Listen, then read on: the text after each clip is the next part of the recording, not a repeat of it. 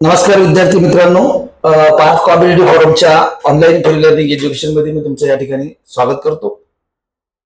चालू घडामोडीमध्ये महत्वाच्या घडामोडी आहे ज्या आपल्या या आठवड्यामध्ये आलेल्या आहेत आणि विकली करंट अफेअर अतिशय महत्वाच्या घडामोडी आपण घेऊन येतच असतो. बघा, साधारणतः मे महिन्यातल्या घडामोडी आणि मे महिन्यातल्या जे काही करंट अफेअरच्या न्यूज आहे ते महत्वाच्या न्यूज आहे. फॉर एक्झाम्पल, विविध क्षेत्रातनी जसं की तुम्हाला ज्ञानपीठ पुरस्कार आहे, 60वा ज्ञानपीठ पुरस्कार जाहीर झाला अलीकडं. त्याचबरोबर तुम्हाला माहित आहे काही महत्वाचे काही दिवस आहेत, बरोबर आहे. जसं की लसीकरण दिवस आहे, HIV लसीकरण दिवस. त्याचबरोबर तुम्हाला संग्रहालय दिवस आहे याच आठवड्यातनी. त्याचबरोबर याच आठवड्यातनी महत्वाच्या घडामोडीची कुस्ती स्पर्धा आहे. सोबतच याच आठवड्यातनी म्हणजे काय आहे, हेनली पासपोर्ट इंडेक्स आहे. सोबत या आठवड्यातनी काय, ग्लोबल GDP इंडेक्स, बरोबर आहे. तर या प्रकारच्या महत्वाच्या घडामोडी आपण या लेक्चर मध्ये बघणार आहोत.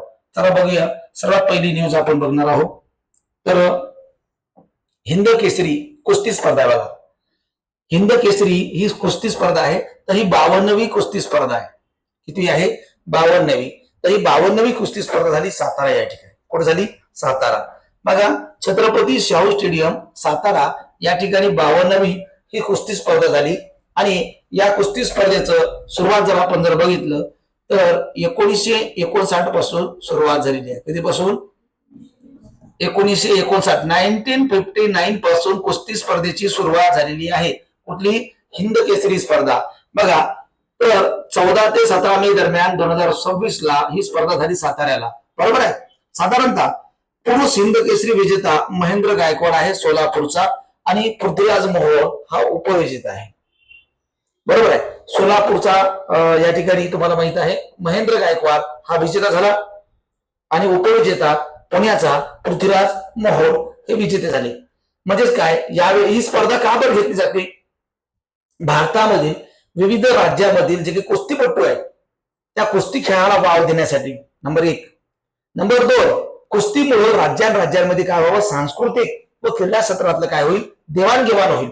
यासाठी आपण काय केलेलं आहे, हे स्पर्धेचं आयोजन केलेलं आहे.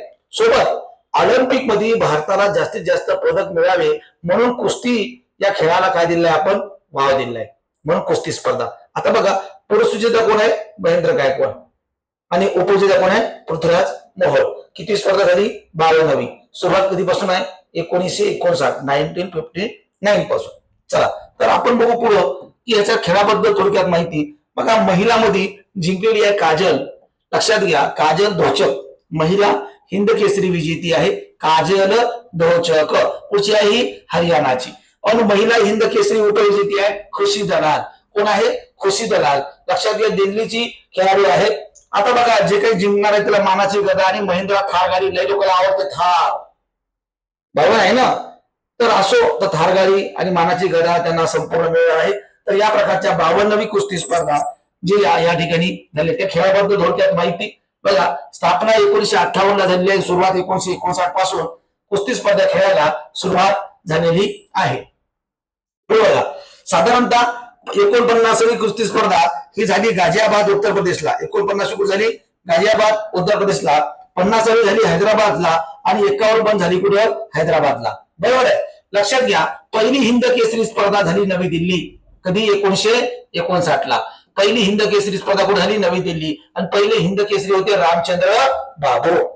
पहिले हिंद केसरी स्पर्धेचे विजेते होते रामचंद्र बाबू. कधी झाली? 1959 ला. आणि लक्षात घ्या, कुठे झाली ती? दिल्ली, नवी दिल्लीला झाली. रामचंद्र बाबू त्याचे काय होते? विजेते. आता झाली 52वी. 52वी कुठे झाली? सातारा. 52वी कुठे झाली? सातारा. 51वी कुठे होती? 51 कुठे होती? हैदराबाद. 50 कुठे होती? हैदराबाद. आणि 49 कुठे होती स्पर्धा? गाझियाबाद उत्तर प्रदेशला, बरोबर आहे. लक्षात घ्या, या प्रकारच्या आपण हिंद केसरी स्पर्धेच्या संदर्भात माहिती घेतलेली आहे. त्यानंतर बघा, यानंतरची महत्वाची न्यूज, आंतरराष्ट्रीय संग्रहालय दिन. लक्षात घ्या, म्युझियम दिवस.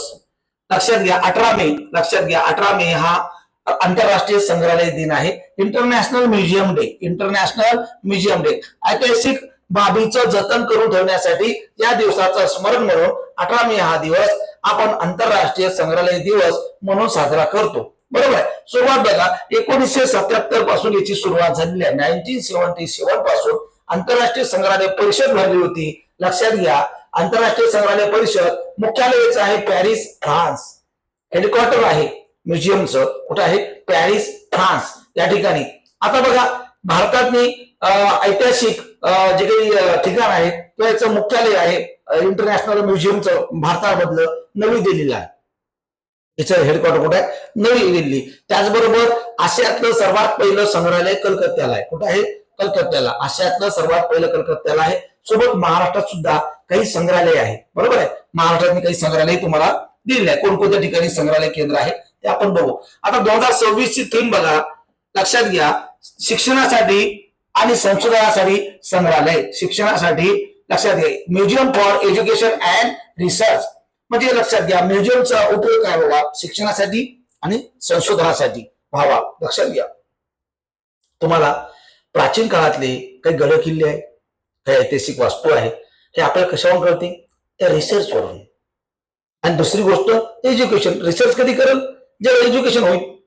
बरोबर आहे ना? सायंटिस्ट कधी होईल माणूस? जेव्हा एज्युकेशन होईल. एज्युकेशन असेल तरच रिसर्च करू. समजा तुम्ही एखादा एरोनॉटिक इंजिनियर असाल, मग तुम्ही विमानामध्ये नेमकं काय झालं काय नाही तुमचा रिसर्च होईल. तुम्ही जर समजा डॉक्टरेट पदवी केली असेल एखाद्या याच्यातनी, तुम्ही त्याच्यातनी डोकं टाकसाल. तुम्ही जर समजा एखादा इंजिनियर असाल तर एखाद्या एआय मध्ये काय काय नवीन नवीन शोधण्याचा प्रयत्न करसाल ना. ज्याच्यातनी माणसाचं नॉलेज आहे त्यानुसार तो काय करल? रिसर्च करण्याचा प्रयत्न करेल. म्हणून रिसर्च आणि एज्युकेशनसाठी म्युझियमचं महत्व 2026 काय आहे? थीम आहे. पुढे बघा, याच्या काही महत्वाच्या बाबी आहेत. भारतातील लक्षात घ्या, पहिले संग्रहालय कलकत्ता या ठिकाणी स्थापना 1814 मध्ये झालं. कलकत्ता या ठिकाणी. आणि आशियातील सर्वात जुने संग्रहालय आहे कलकत्ता या ठिकाणी. भारतातलं पहिलं संग्रहालय आणि आशियातील हे कसं आहे? सर्वात जुनं संग्रहालय. नॅशनल म्युझियम नवी दिल्ली हे भारतातील सर्वात मोठ्या संग्रहालयापैकी एक आहे. लक्षात घ्या, नॅशनल म्युझियम हे कुठे आहे? दिल्लीला. आणि भारतातील सर्वात मोठ्या संग्रहालयापैकी एक संग्रहालय म्हणजे नॅशनल म्युझियम हे ठिकाण आहे दिल्ली. बरोबर आहे. आता महाराष्ट्रात पण काही आहे बघा. महाराष्ट्रातील महत्वाचे संग्रहालय बघा, छत्रपती शिवाजी महाराज वस्तू संग्रहालय मुंबई, राजा दिनकर केळकर संग्रहालय पुणे आणि मध्यवर्ती संग्रहालय कुठं? नागपूर. महाराष्ट्रातली 3 संग्रहालय आहे, मुंबई, पुणे आणि नागपूर. बरोबर. छत्रपती शिवाजी महाराजांचं संग्रहालय वस्तू संग्रहालय मुंबईला आहे आणि केळकर या ठिकाणी संग्रहालय पुणे आणि मध्यवर्ती संग्रहालय कुठं? Central museum Nagpur. आशिया खंडातली सर्वात जुनं भारतातलं पहिलं कुठं? कलकत्ता. आणि भारतातलं सर्वात मोठं कुठं म्युझियम आहे? नवी दिल्लीला आहे. कुठं आहे? नवी दिल्लीला आहे. तर लक्षात घ्या, ऐतिहासिक बाबीचा वारसा जतन करण्याकरिता आणि येणाऱ्या पिढींना ती माहिती करण्याकरिता 18 मे हा दिवस इंटरनॅशनल म्युझियम डे म्हणून साजरा करायला सुरुवात झालेली आहे. 1977 पासून याचं आयोजन करण्यात आलेलं आहे. सोबत म्युझियमचं मुख्यालय कुठं आहे? Paris, France. कुठं आहे? पॅरिस, फ्रान्स या ठिकाणी आहे. तर लक्षात घ्या, या प्रकारचं महत्वाचा आंतरराष्ट्रीय संग्रहालय दिन आणि त्याची माहिती आपण दिली आहे. तर बघा, जागतिक एड्स लस दिवस. बघा, तुम्हाला माहित आहे HIV दिवस 1 डिसेंबर आहे. जागतिक एड्स दिवस 1 डिसेंबर आहे. आणि 18 मे हा दिवस कुठला आहे? जागतिक एड्स लस दिवस. तुम्हाला माहित आहे HIV झाल्यामुळे माणूस वाचत नाही, परंतु प्रतिजैविकामुळे काय होतो? त्याचे दिवस वाढते. आता मला सांगा, कोरोना आला, कोरोना गेला का? नाही, कोरोना आहे.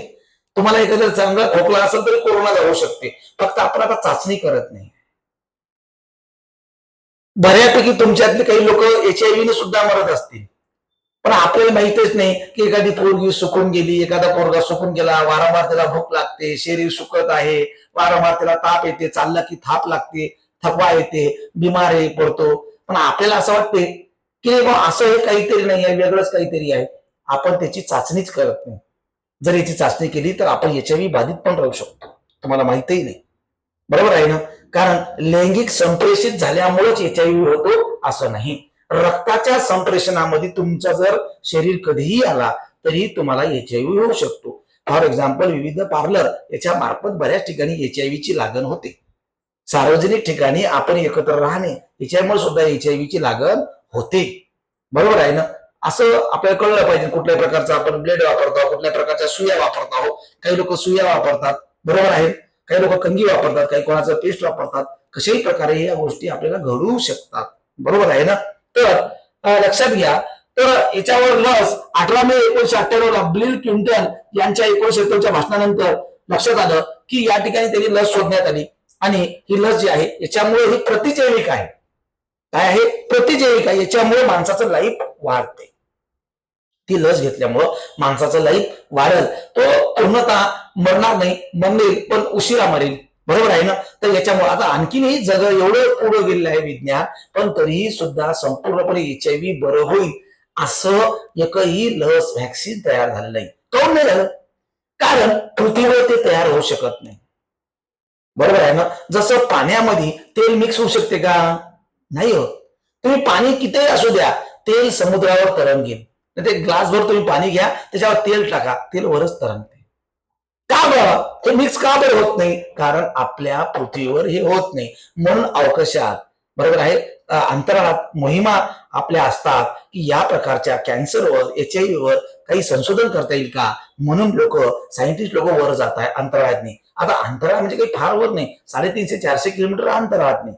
फार डायरेक्ट वर जाते म्हणजे असं काहीच नाही. आपल्याला नॉलेज तिथपर्यंत नाही आहे आणि आपण त्या गोष्टी जे बघतो तिथपर्यंत लोक जातात. बरोबर आहे? तर लक्षात घ्या. तर या प्रकारचं 18 मे हा दिवस जागतिक एड्स लस दिवस आहे आणि HIV दिवस कुठला आहे? 1 डिसेंबर. बरोबर आहे? तर हे प्रतिजैविक आहे. त्याच्यामुळे काही दिवस माणसाचं लाईफ काय होते? वाढते. तर बघा, युनिफॉर्म सिव्हिल कोड, समान नागरिक कायदा. आज आपल्याला माहित आहे राईट टू इक्वेलिटी आहे, कलम 14 ते 18 आहे ना, समानतेचा हक्क. आपण पॉलिटीमध्ये जर गेलात तर फंडामेंटल राईट म्हणजे मूलभूत हक्क. बरोबर आहे? Mostly important in our constitution. बरोबर आहे? त्याचं नाव आहे फंडामेंटल राईट म्हणजे मूलभूत हक्क. एकदम इम्पॉर्टंट पार्ट आहे. आणि तुम्हाला माहिती आहे बाबासाहेब आंबेडकर यांनी तर सांगितलं होतं आर्टिकल 32, बरोबर आहे, भारतीय संविधानाचा आत्मा soul of our constitution. Article 32 is very important article. लक्षात घ्या की त्या आर्टिकलच्या नुसार आपल्याला लक्षात येईल की अतिशय महत्वाचं आहे. बरोबर आहे? तर लक्षात घ्या पोरं, मग 14 ते 18 आहे, मग समानता नाही का? नाही. आज आहे का स्त्री आणि पुरुषात समानता? आता महिला म्हणतात आम्हाला समानता नाही, पण महिलांना माझं म्हणायचं आहे तुमच्या बरोबर पुरुषांना तरी कुठे समानता आहे? तुम्हाला जर असा हात जरी लावलं, तुम्हाला असं डोळ्याला पाहिलं बी तरी विनयभंग आहे. मग तुम्ही एखाद्या माणसाचा धोका लागला किती पाहत राहा, त्याच्याबद्दल काही केस लागली नाही पाहिजे तुमच्यावर. कितीतरी काही हलकट लोक आहेत. सर्व काही पुरुषच चुकीचं आहे असं नाही ना, काही ठिकाणी मुली पण आहे. मला सांगा ना, आता मला सांगा, बऱ्याचशा मुली मुलांना फसवून टाकतात. एखाद्या पोराचं करिअर बर्बाद होते. बरोबर आहे ना? मग त्या मुलांचं मानसिक शोषण झालं नाही का? आर्थिक शोषण झालं नाही का? बरोबर आहे ना? मग या ठिकाणी स्त्रियांसाठी वेगळे कायदे आहेत. दुसरी गोष्ट, भारतातली अॅट्रॉसिटी, SC ST जातीवाचक जर शिवीगाळ केली किंवा दुय्यम दर्जाची वागणूक त्यांना जर आपण दिली तर नॉन अवेलेबल म्हणजे तुमची अटक झाल्यानंतर सुटका सुद्धा होणार नाही 10 वर्षापर्यंत, या प्रकारची शिक्षा आहे. सोबत काही रिझर्वेशन आहे. आज मला सांगा, भारताला 75 वर्ष झाले स्वातंत्र्य होऊन, तरी सुद्धा आपल्याला रिझर्वेशन द्यावं लागते. आता या रिझर्वेशनमुळे रिझल्ट फार कमी लागतो. काही कॅटेगरीचा फारच कमी लागतो, काही कॅटेगरीचा फारच वर लागतो. मग या ठिकाणी समानता आहे का? नाही. त्याचबरोबर राज्यानुसार आपल्या भारतातले विविध कायदे आहे ना, बरोबर आहे की नाही? आज मला सांगा, स्त्रियांसाठी वेगळा कायदा, पुरुषांसाठी वेगळा कायदा आहे, धर्मानुसार वेगळा आहे, जातीनुसार काही आहे, पंथानुसार वेगळे आहे, प्रदेशानुसार वेगळे आहे, भागानुसार वेगळे आहे. म्हणून भारतामध्ये समान नागरिक कायदा आणायचा आहे. म्हणून कलम 44 आहे. यासाठी कलम कोणता आहे? 44. समान नागरिक कायदा, युनिफॉर्म सिव्हिल कोड, यासाठी आर्टिकल 44 आहे. आणि आता याच्यानुसार ज्या ज्या राज्यांना लागू करायचं आहे त्या राज्यांनी लागू करणं सुरू केले आहे. भारतामध्ये स्वातंत्र्यापासूनच एकमेव असं राज्य आहे, त्याचं नाव आहे गोवा, की त्या राज्यामध्ये पहिले पासूनच, कारण या राज्यामध्ये कोण होते? पोर्तुगीज लोक आलते आणि तेव्हापासूनच या राज्यामध्ये काय आहे? समान नागरिक कायदा. आता बरेच लोक जातात कुठं? गोव्याला फिरायले. काय जाते गोव्याला फिरायले? काय पाहायचं आहे गोव्याला? मग सांगा ना, बाकी ठिकाणी नाही का? मला सांगा, बाकीच्या ठिकाणी अंदमान निकोबारला जर तुम्ही फिरायला गेले तर तसं नाही का गोव्यासारखं वातावरण सारखंच आहे. मुंबईच्या चौपाटीवर गेलं तर गोव्यासारखं वातावरण आहे का? पण नाही, आम्ही गोव्याला जातो कहू, तिथं फॉरेनर येतात, बरोबर आहे ना, सोबत वाईन डोसाले, वाईन, कारण तिथं कमी पैशात भेटते, सोबत फॉरेनर, ओढे नागडे चेहरे बघायला लोक जातात, बरोबर आहे. आता मला सांगा, गोव्यामध्ये तुम्ही खुलेआम दारू पिऊ शकता, स्त्री आणि पुरुष, बरोबर आहे. आपल्या इकडे कधी पोरगी जर गेली तर बिअर बारवर चालली बा, कुठे पोरगी जर बिअर घेऊन येतो मी 5 मिनिटात, बरोबर आहे. आता खेड्यापर्यंत लोक खर्रा घ्यायला जाते, गुटखा घ्यायला जाते, तिथेच लोक वाईट समजते. पण आता इथे आहे का, एक पोरगी चालली जवळ सिगारेट बोल राहिले भाऊ, पण गोव्यामध्ये आहे.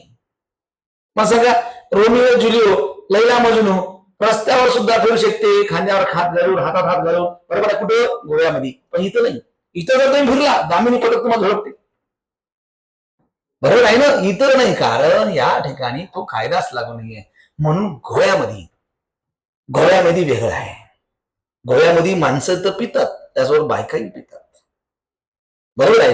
त्या ठिकाणी बघा, सगळ्यांना समानता आहे, धर्मानुसार, जातीनुसार, पंथानुसार, कुळानुसार, बरोबर आहे. म्हणून गोवा हा वेगळा आहे. म्हणून हा पेट्रोल काळापासून नंतर उत्तराखंड स्वातंत्र्य मिळाल्यानंतर समान नागरिक कायदा संहिता देशातील पहिलं राज्य आहे, त्याचं नाव आहे उत्तराखंड, बरोबर आहे. नंतर आता गुजरात, आणि आता अलीकडेच बघा, मे 2026 मध्ये स्वातंत्र्यानंतरचं तिसरं राज्य, त्याच्या विधेयकाला मंजुरी दिली, समान नागरिक कायदा असणार राज्य, तिचं नाव आहे आसाम.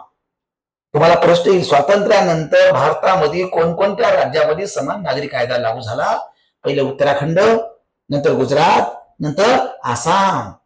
आणि एकूण किती राज्यात समान नागरिक कायदा? तर सध्या 4, गोवा, उत्तराखंड, गुजरात आणि आसाम, बरोबर आहे ना.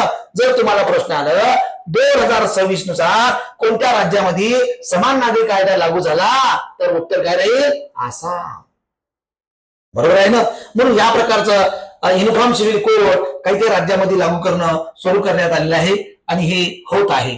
बघा, हेनली पासपोर्ट इंडेक्स, बघा, सर्वात चांगला पासपोर्ट व्हिसा जे काही इतर राज्यामध्ये आपल्याला जावं लागते, तर त्यानुसार आपल्याला करावं लागते. दुसऱ्या राज्यात जर देशामध्ये जर जायचं असेल तर आपल्याला पासपोर्ट पाहिजे, सोबत व्हिसा लागते. तुम्ही कशाला चालला असं थोडी आहे.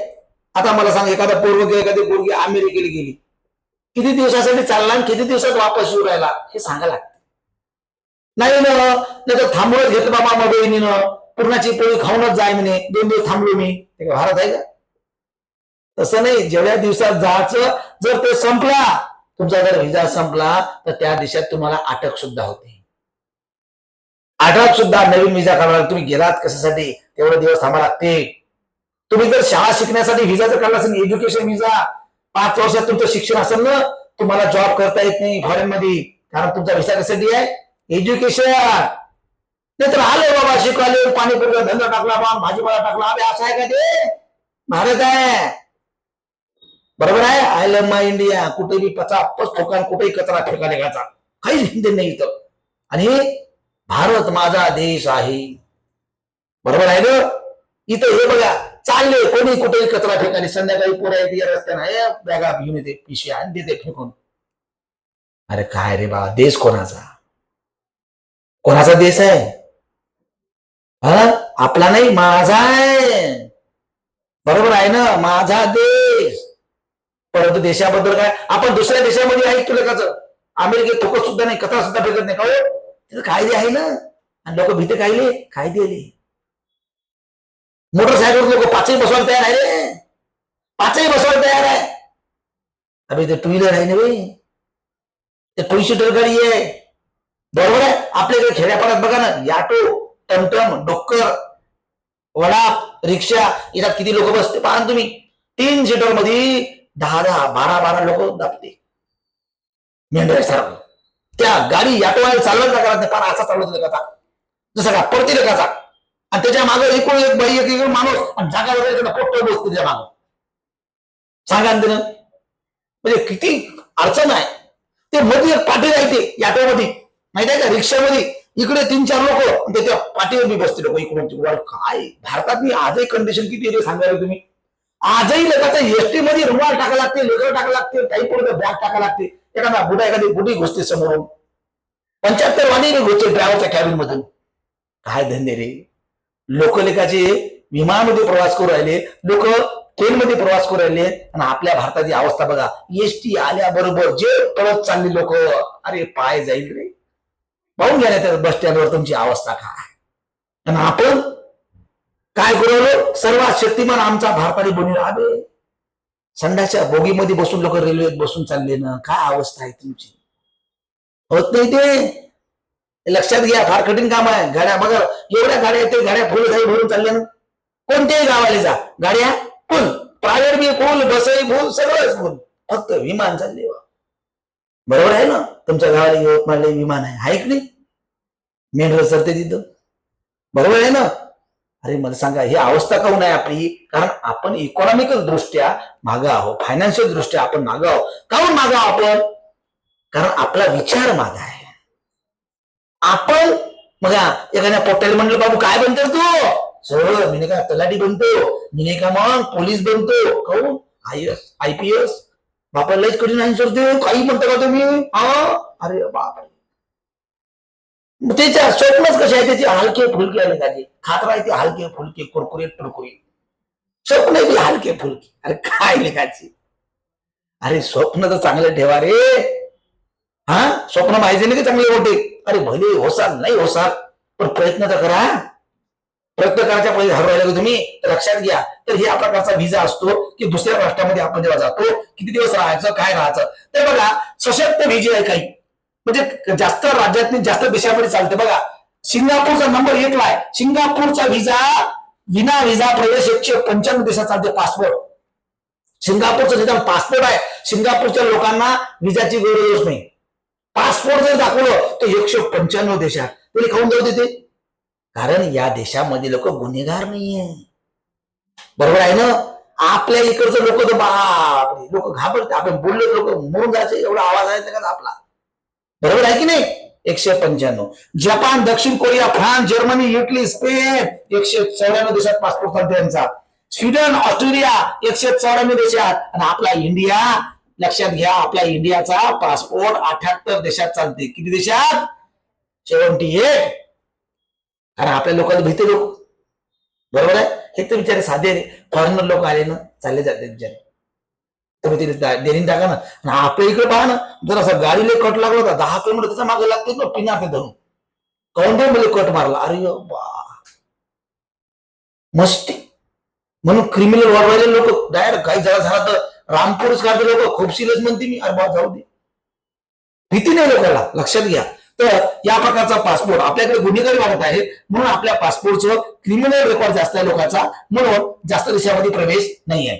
तर बघा, भारताच्या शेजारी काही राष्ट्र आहेत, त्यांचा पासपोर्ट बघा. मालदीव बघा 49वा क्रमांक आहे, आणि चीनचा 56वा क्रमांक आहे, भूतानचा 87वा क्रमांक आहे, श्रीलंकेचा 93वा क्रमांक आहे, बांगलादेशचा 97वा क्रमांक आहे, नेपाळचा 98वा क्रमांक आहे, आणि पाकिस्तानचा 100वा क्रमांक आहे. याच्यात आपल्याला खुश आहे, पाकिस्तान आपल्याच्या मागे आहे.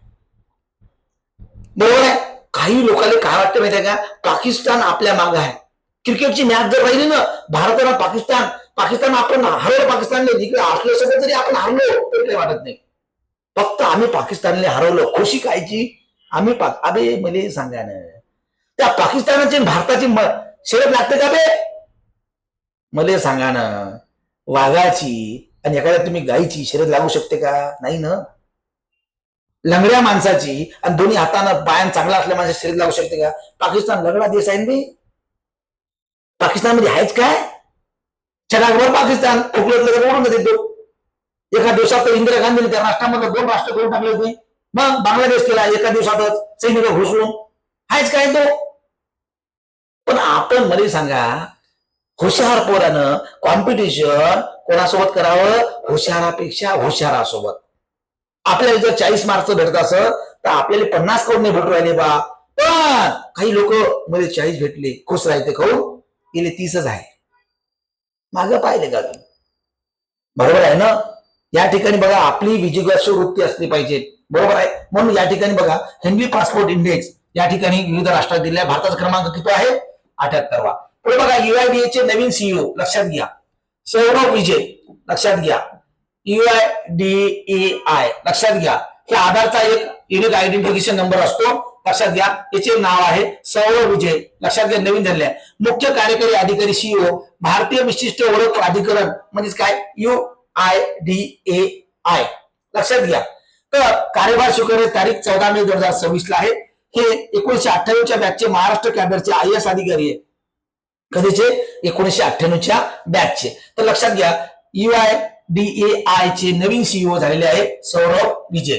लक्षात घ्या, पहिले अध्यक्ष होते नंदन निलकेनी. लक्षात घ्या, सर्वात पहिल्यांदा आधार सुरुवात झालं टेंबली नंदुरबार या ठिकाणी आधार वाटपाची सुरुवात केली. कुठं? टेंबली या ठिकाणी. लक्षात घ्या, आधार सर्वात पहिल्यांदा आधारचं टेंबली या गावापासून सुरुवात झाली. लक्षात घ्या, टेंबली हे कुठं आहे? नंदुरबार जिल्ह्यात.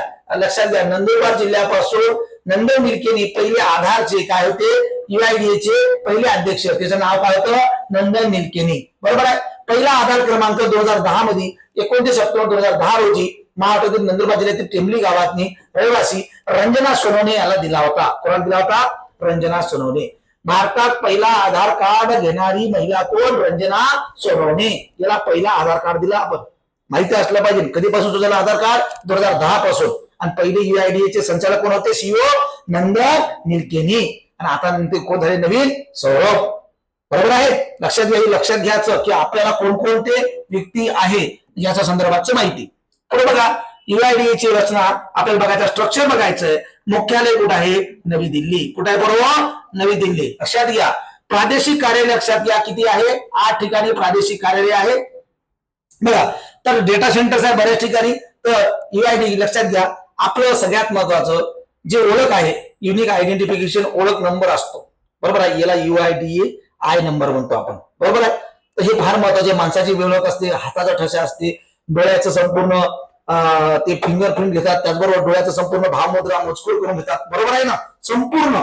तर या प्रकारचं चित्रीकरण करून UIDAI ची ओळख तुमची असते. सुरक्षित डाटा आपल्या आधारद्वारे आपला असते. पुढे बघा, अँटी टेररिझम डे. लक्षात घ्या, अँटी टेररिझम. लक्षात घ्या, दहशतवादी. लक्षात घ्या, आतंकवादी दहशतवादी दिवस 21 मे 1991 रोजी भारताचे माजी पंतप्रधान राजीव गांधी याचा एका आत्मघाती दहशतवादी हल्ल्याची हत्या झाली होती. म्हणून त्यांच्या बलिदानाची आठवण म्हणून या आपल्या देशामध्ये शांतता टिकवून ठेवण्याच्या उद्देशाने अँटी टेररिझम डे, दहशतवाद विरोधी दिन म्हणून पाळला जातो. कधी? 21 मे. दहशतवाद विरोधी. तुम्हाला माहित आहे, राजीव गांधी याला उडवलं होतं, त्याच्या गळ्यातनी माळ टाकली आणि नंतर ते बॉम्बस्फोट मध्ये उडवले. इंदिरा गांधी सुद्धा हत्या करण्यात आली गांधी परिवारामध्ये. बरोबर आहे. आणि त्या ठिकाणी सांगितलं सुद्धा होतं तुमच्या जीवाला धोका आहे, तरी सुद्धा ते गेले होते. बरोबर आहे ना. तर या दिवसाचं आठवण म्हणून 1991 ला त्यांच्या बॉम्बस्फोटामध्ये काय झालं होतं? हत्या झाली होती. म्हणून त्या दिवसाचं स्मरण म्हणून 21 मे आपण दहशतवाद विरोधी दिवस म्हणून काय करतो? पाळत असतो. पुढे पहा, साधारणतः दहशतवादाचे प्रकार आहे. सीमापार दहशतवाद, नक्षलवाद. बघा, सीमापार म्हणजेच काय? देशाच्या बाहेरचे. सीमापार म्हणजेच काय? देशाच्या बाहेरचे, म्हणजे शेजारी देशातून आपल्या देशामध्ये काही नाही गुन्हेगार लोक येणे. त्यानंतर नक्षलवाद म्हणजे देशांतर्गत. आता तुम्ही पण नक्षलवादी होऊ शकता. जर एखाद्या पोलिसांना तुमची तक्रार नाही लिहून घेतली आणि पोलीस बोलले तुमच्यावर स्टेट ठोकरायला, मग तुम्ही काय करसाल? फुल बनी अंगारी. मग सांगा ना, ज्या निरपराध माणसावर जेव्हा अन्याय होतो ना, तेव्हा तो हत्यार उचलतो. कोणी माणूस आईच्या पोटापासून गुन्हेगार बनत नाही, त्याला गुन्हेगार बनवला जाते. कोणी बघा पोटाची खळगी भागवण्यासाठी गुन्हेगारी करतो, कोणी आपल्या सेल्फ प्रोटेक्शन साठी गुन्हेगारी करतो. तुमच्या बापाला जर कोणी मारत असेल तर माणूस शांत बसणार आहे? हातात काही घेऊ शकतो. बरोबर आहे ना. म्हणून लक्षात घ्या, ज्या वेळेस अन्याय केला जातो देशाच्या अंतर्गत आणि त्यावेळेस जुलूमशाही सरकार जेव्हा ऐकत नसते, तर तेव्हा आपण काय म्हणतो? नक्षलवाद. हा देशांतर्गत आहे. सायबर दहशतवाद. बघा, आज इंटरनेट आणि माहिती तंत्रज्ञानाचा वापर करून बरेचसे गुन्हे होत आहेत. याला म्हणतात सायबर क्राईम. बघा, काही लोक तुम्हाला OTP मागतात. बरोबर आहे. काही लोक म्हणतात तुम्हाला 10,000 चे 20,000 होईल. बरोबर आहे ना. काही लोक म्हणतात ऑनलाईन गेम खेळा, तुम्हाला पैसे भेटेल, बिग ऑफर आहे, लुटो शेल आहे. बरोबर आहे ना. याचा चेहरा ओळखा, एवढे पैसे मिळेल. त्यानंतर तुमचा ATM कार्ड नंबर सांगा, तुमचा पिन नंबर सांगा, तुम्हाला लॉटरी लागली म्हणते. सांगायचं नाही.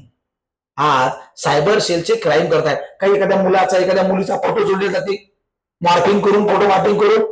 बरोबर आहे ना. मग या ठिकाणी बऱ्याचशा घटना घडतात. AI आला, AI तर कोणाचाही आवाज काढतो आणि AI मुळे कोणाचाही फोटो कोणासोबत बी लावला जाऊ शकतो, कारण धडेचं मुडकं उचलाचं लावून टाकायचं. बरोबर आहे ना. म्हणून लक्षात घ्या, सायबर क्राईम दिवसेंदिवस वाढत आहे. त्यानंतर नार्को टेररिझम लक्षात घ्या, अंमली पदार्थाच्या तस्करीतून होणारी दहशतवादी कारवाया, यांना मिळणारी आर्थिक दहशत.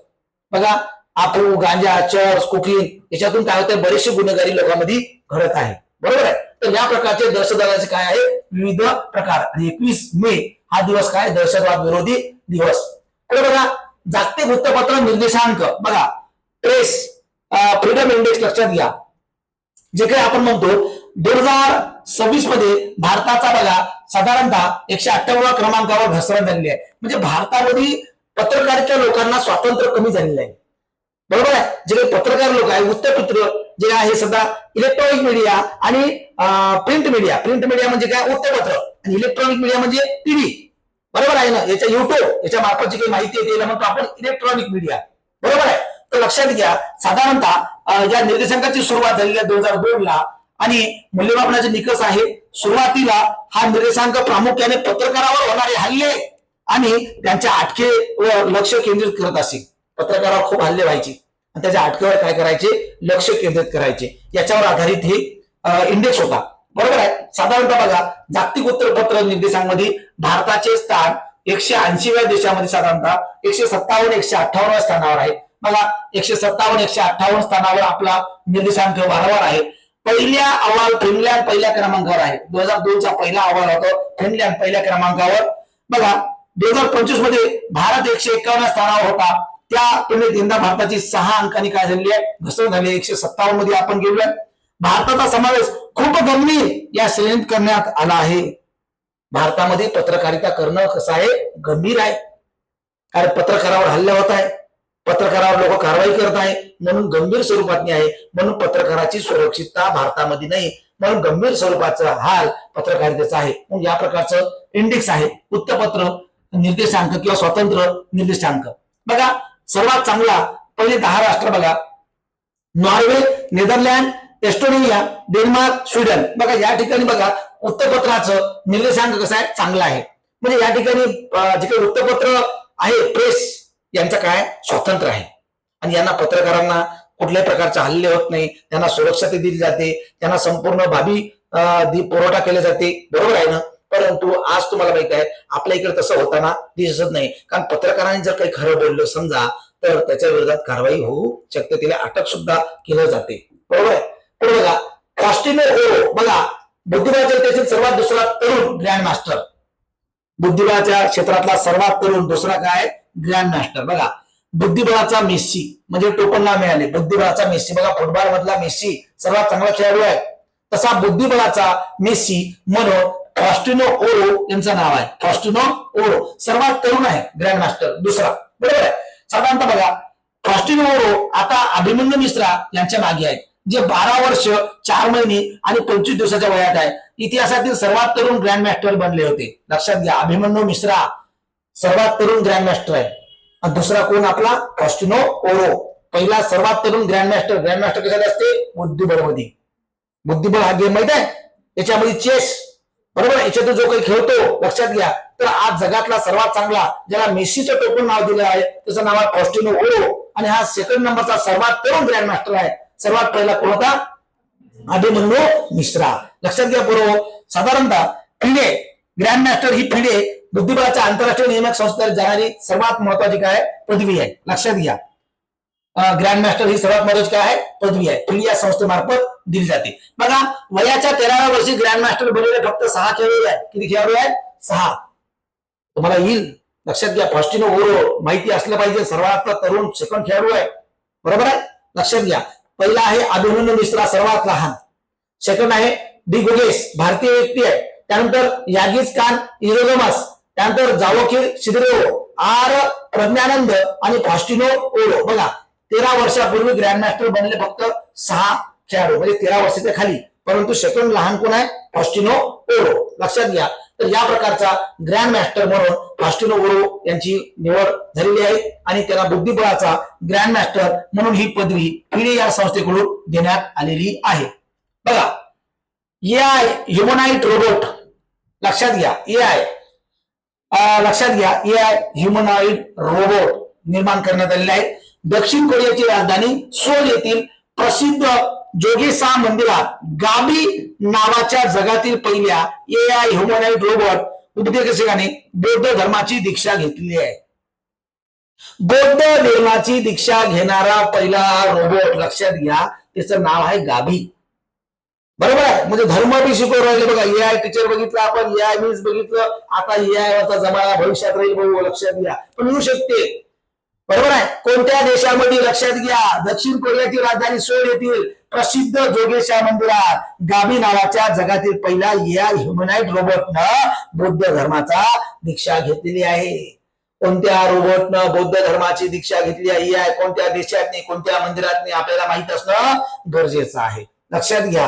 तर लक्षात घ्या, गाबी ने काय घेतलेलं आहे, बौद्ध धर्माची दीक्षा. बघा रोबोट गाबीची थोडक्यात माहिती बघूया आपण. उंची आणि रचना बघा, उंची किती आहे, हा रोबोट साधारणतः 130 सेंटीमीटर आहे, 4.3 फूट उंच एवढा आहे. बरोबर आहे. त्यानंतर निर्मिती चीनमधील प्रसिद्ध इनिट्री रोबोटिक्स या कंपनीनं त्यांचा GI ह्युमनॉइड प्लॅटफॉर्मवर यांची निर्मिती केली आहे. कोण केली आहे, चीननं. त्यानंतर बघा, नावाचा अर्थ गाबी हे नाव संस्कृत मधील सिद्धार्थ आणि कोरियन भाषेतील दया या संकल्पनेतून प्रेरित होऊन ठेवले आहे. बघा, गाबी संस्कृत मधील काय नाव आहे, सिद्धार्थ, आणि कोरियन भाषेतील काय, दया. बरोबर आहे. सिद्धार्थ आणि दया या संकल्पनेतून प्रेरित होऊन काय ठेवलं, याचं नाव गाबी. काय ठेवलंय, गाबी. तर लक्षात घ्या, त्याची उंची, रचना साधारणतः चीन या देशानं याची काय निर्मिती केलेली आहे.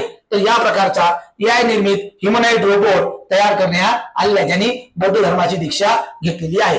पुढे बघा, CDS. बघा, भारताचे नवीन चीफ ऑफ डिफेन्स स्टाफ याची निर्मिती केली आहे. चीफ ऑफ डिफेन्स म्हणजेच काय, CDS, chief of defence staff. लक्षात घ्या, पहिले तुम्हाला माहिती आहे, रावत, आलोक कुमार रावत हे सगळ्यात पहिले आपले CDS होते भारताचे, आलोक रावत. लक्षात घ्या. तर सध्या लेफ्टनंट जनरल NS राजा सुब्रमणी. लक्षात घ्या, NS राजा सुब्रमणी. तर लक्षात घ्या, भारताचे तिसरे चीफ ऑफ डिफेन्स स्टाफ आहे. किती आहे, तिसरे. NS राजा सुब्रमणी भारताचे नवे CDS प्रमुख कोण आहे, तर NS राजा सुब्रमणी. बघा, यांचा कार्यकाळाची सुरुवात 31 मे 2026 ला सुरुवात होणार आहे. लक्षात घ्या, राष्ट्रीय सुरक्षा सल्लागार परिषद सचिवालयात लष्करी सल्लागार म्हणून यांची नियुक्ती झालेली आहे. बरोबर. 1985च्या बॅचचे 8व्या बटालियन गढवाल रायफल्स मध्ये ते नियुक्त करण्यात आले आहे. बरोबर आहे. गढवाल रायफल मध्ये नियुक्त करण्यात आले होते पहिल्यांदा. पुढे बघा, आजपर्यंत भारताचे कोण कोण झाले होते, लक्षात घ्या. पहिल्यांदा बिपिन रावत होतं, पहिला CDS. पहिले CDS बघा, तुम्हाला माहिती असलं पाहिजे, पहिले CDS. बरोबर आहे. दुसरे होते जनरल अनिल चव्हाण, आणि तिसरे आता व्यक्ती आहे जनरल NS राजा सुब्रमणी. NS राजा सुब्रमणी. लक्षात घ्या, हा पंतप्रधानाच्या सुरक्षा सल्लागाराचे एक सचिवालय आहे. बरोबर आहे. एक महत्वाचं हेडक्वार्टर आहे, आणि त्याचे प्रमुख म्हणून हे नवीन पद तयार करण्यात आलं होतं. बरोबर आहे. साधारणतः 2020 ला. आणि जनरल बिपिन रावत हे पहिले CDS झाले होते, आणि आता तिसरे CDS आहे, त्यांचं नाव आहे NS राजा सुब्रमणी. लक्षात घ्या. त्यानंतर बघा, पुढे भारताचे नवीन चीफ ऑफ डिफेन्स स्टाफ बद्दल स्थापना. बघा, कारगिल युद्धानंतर. बरोबर आहे. कारगिल युद्धानंतर याच्या शिफारसीनुसार 1 जानेवारी 2020 रोजी हे CDS पद आपण निर्माण करण्यात आलं होतं. बरोबर आहे. कारण आपल्या लोकांना काही माहिती कळावी आणि जास्त इन्फॉर्मेशन राहावी सुरक्षा संदर्भाचं, म्हणून CDS पद आपण निर्माण केलं आहे. पुढे पहा, 60वा ज्ञानपीठ पुरस्कार 2025 चा अतिशय महत्वाचा आहे. लक्षात घ्या, वैरामुत्तू कादंबरीकार, वैरामुत्तू यांना, हा गीतकार आणि कादंबरीकार वैरामुत्तू यांना 60वा ज्ञानपीठ पुरस्कार जाहीर झालेला आहे. एकदम IMP आहे, IMP नोट्स आहे, आणि एकदम इम्पॉर्टंट त्याच्यात तुम्हाला प्रश्न विचारला जाईल.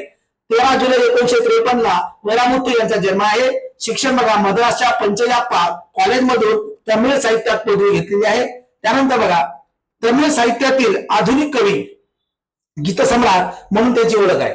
तमिळ साहित्यातील आधुनिक कवी आणि गीतसम्राट म्हणून वैरामुत्तू यांची काय ओळख आहे, आणि वैरामुत्तू यांना 60वा ज्ञानपीठ पुरस्कार प्राप्त झालेला आहे. बघा, यापूर्वी त्यांना, वैरामुत्तू यांना कोणकोणते पुरस्कार मिळाले होते, तर बघा, पद्मश्री पुरस्कार आहे. लक्षात घ्या, पद्मश्री पुरस्कार त्यांना प्राप्त आहे 2003 चा. वैरामुत्तू यांना पद्मश्री, पद्मभूषण 2014 चा, साहित्य अकादमी पुरस्कार 2003 चा, आणि राष्ट्रीय चित्रपट पुरस्कार सुद्धा त्यांना आहे. बघा, पद्मश्री आहे, पद्मभूषण आहे आणि साहित्य अकादमी पुरस्कार आहे. पद्मश्री, पद्मभूषण आणि साहित्य अकादमी, आणि आता कुठला भेटलं त्यांना? ज्ञानपीठ. बरोबर आहे. अतिशय महत्वाचे पुरस्कार प्राप्त झालेले आहे. बरोबर आहे.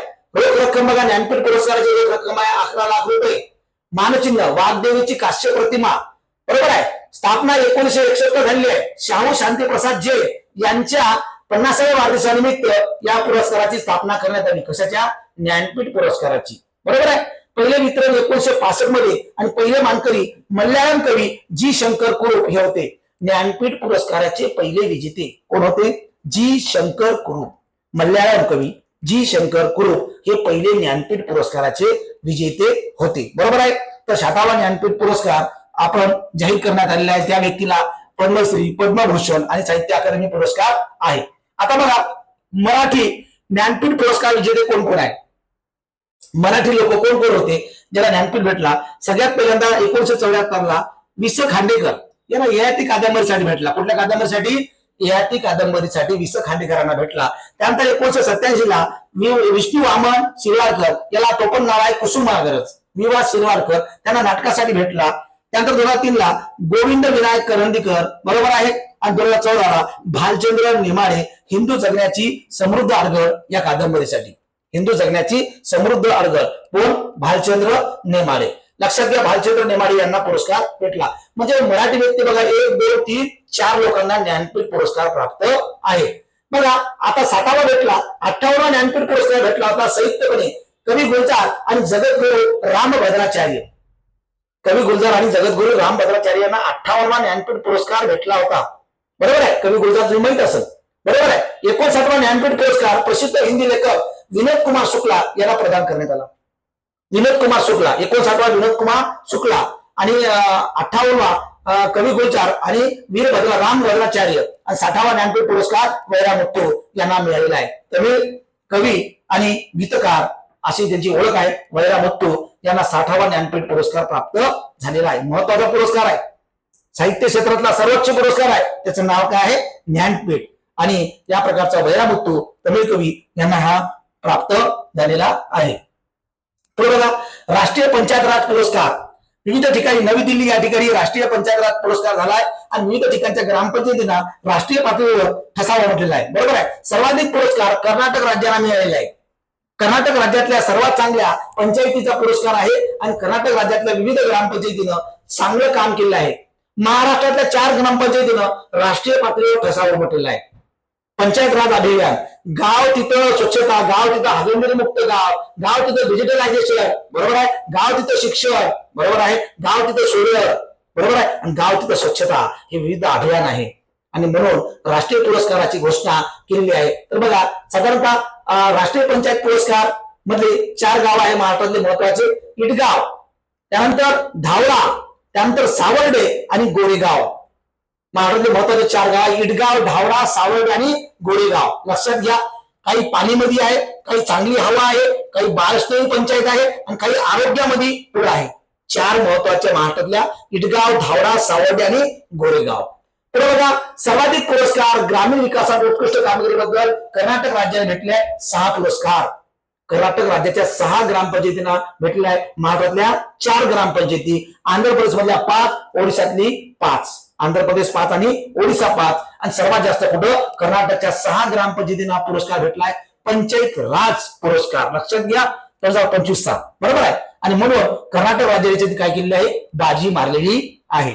पुढे चला, जागतिक अर्थव्यवस्था अहवाल बघा. पुढे जागतिक अर्थव्यवस्था अहवाल कोणकोणत्या economy, IMF international monetary fund हे काय करते? कोणकोणत्या इकॉनॉमी ह्या हायेस्ट लेवलवर आहे. कसे आहे? हायेस्ट लेवलवर आहे. एकदम शेवटचं महत्वाचं आपलं करंटचं टॉपिक आहे. बरोबर आहे. जागतिक अर्थव्यवस्था, बरोबर आहे. जागतिक अर्थव्यवस्था शेवटचं महत्वाचं टॉपिक आहे. बघा, तर याच्यामध्ये साधारणतः जीडीपीच्या नुसार कोणकोणत्या अर्थव्यवस्था नंबर 1 ला आहे, नंबर 2 ला आहे. तर लक्षात घ्या, साधारणतः हे संपूर्ण आकडेवारी आपण या ठिकाणी दिलेली आहे की कोणत्या व्हॅल्युएबल अर्थव्यवस्था आहे. बघा, नंबर 1 ला अमेरिका आहे. लक्षात घ्या, जीडीपी नुसार अमेरिका नंबर 1 ला आहे, चीन 2 ला आहे, जर्मनी 3 ला, जपान 4 ला, युनायटेड किंगडम मध्ये UK 5 ला आणि भारत 6 नंबरला आहे. भारत किती नंबरला आहे? 6 नंबरला आहे. लक्षात आलं. तर सगळ्यात मोठी अमेरिका. बघा, आता भारत खाली पण जाऊ शकते आणखी. कारण इंधनाचा तुटवडा, पेट्रोल डिझेलचा तुटवडा, बरोबर आहे ना, आणि याच्यामुळं सिलेंडरचा तुटवडा, आणि याच्यामुळे काय होऊ शकते, काही उद्योग बिझनेस धपकायला येऊ शकते आणि भारतामध्ये परत मंदीची वाटचाल होऊ शकते. भारत आणखी मागे जाऊ शकते बरं, कारण महागाई वाढणार आहे. म्हणून लक्षात घ्या, अमेरिका नंबर 1 ला, चीन 2 नंबरला, जर्मनी, जपान, युनायटेड किंगडम आणि भारत जीडीपीच्या नुसार. लक्षात घ्या. पुढे चला, पुढची जागतिक अर्थव्यवस्था अहवाल मध्ये जगातील सर्वात खालचे देश म्हणजे ज्याचा नंबर खाली आहे, कुठे आहे, खाली आहे, लक्षात घ्या, तुवालू. कुठे आहे, तुवालू. सर्वात लहान अर्थव्यवस्था नौरू, नंबर 2 ला नेहरू आणि किरिबाटी, पलाऊ, मार्शल बेटे. बघा, याच्यातली बरेचसे नाव तुम्हाला माहितीही नसेल, बरेचसे नाव तुम्हाला माहिती नसेल, पण सर्वात कमकुवत जीडीपीच्या नुसार आहे तुवालू, बरोबर आहे. अर्थव्यवस्थेच्या जागतिक मध्ये आपण बघितलं, अमेरिका नंबर 1 ला, चीन 2 नंबरला आहे, भारत 6 नंबरवर आहे जीडीपी नुसार. आता भारताचा क्रमांक आणखी खाली जाऊ शकते, बरोबर आहे. तर या प्रकारच्या महत्वाच्या घडामोडी आणि या प्रकारच्या घटना आपल्या देशामध्ये घडलेल्या आहेत, बरोबर आहे ना. तर आपण या मे महिन्यातल्या महत्वाच्या घडामोडी इथे घेतलेल्या आहेत. या प्रकारचे बरेचसे व्हिडिओ आपण तुम्हाला ऑनलाईन आणि ऑफलाईन दोन्ही देण्याचा प्रयत्न करतोय. ओके, घरी जायचं, व्यवस्थित बघायचं, पद्धतशीर सगळ्या गोष्टी. या प्रकारचे नवनवीन व्हिडिओ बघण्यासाठी आपल्या युट्यूब चॅनलला तुम्ही काय करायचं, जॉईन राहायचं, जेणेकरून तुम्हाला प्रत्येक माहिती मिळत राहील. तोपर्यंत धन्यवाद. जय हिंद.